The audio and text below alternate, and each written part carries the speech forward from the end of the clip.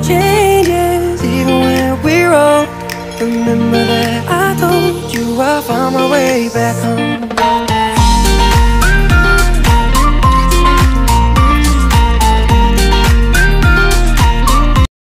Ya, terima kasih atas kesempatannya. Perkenalkan, nama saya Tesalonika Tuanger, mahasiswa UKIM, Fakultas Kesehatan Prodi Keperawatan. Di sini saya akan menjelaskan perbedaan sel prokaryotik dan sel eukaryotik.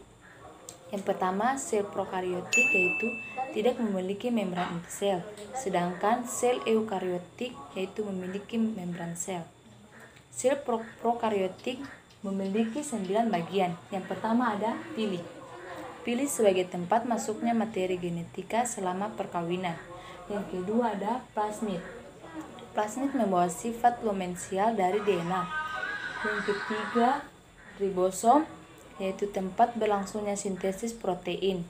Yang keempat sitoplasma sebagai tempat berlangsung reaksi metabolisme. Yang kelima ada membran sel, yaitu sebagai pelindung sel terhadap lingkungan ekstraseluler. Yang keenam, dinding sel.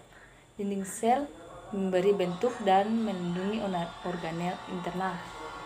Yang ketujuh, kapsul sebagai tempat pelindung sel mencegah kekeringan.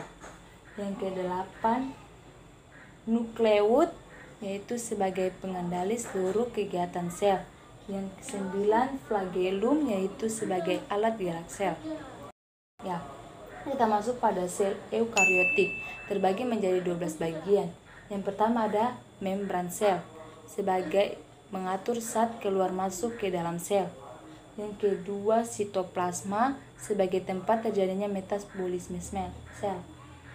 Yang ketiga lisosom. Lisosom mencerna makanan jika kekurangan makanan. Yang keempat sentriol, yaitu membentuk kutub ketika sel berlangsung. Yang kelima Apatarus Golgi, itu kantung sekresi protein yang digunakan untuk sel-sel. Yang keenam ada membran inti, yaitu melindungi materi genetika yang ada di dalam inti. Yang ketujuh ada nukleolus, yaitu menjaga integritas gen-gen yang ada dan mengontrol aktivitas sel. Yang kedelapan yaitu nukleoplasma, untuk pengangkutan bahan dan penting untuk metabolisme. Yang kesembilan ada retikum endoplasma kasar, yaitu sebagai proses transport protein. Yang kesepuluh yaitu ribosom, yaitu untuk memiliki proses sintesis protein. Yang ke-11 yaitu retikulum endoplasma halus, sebagai proses transport lemak. Yang terakhir ada mitokondria, yaitu untuk menghasilkan energi.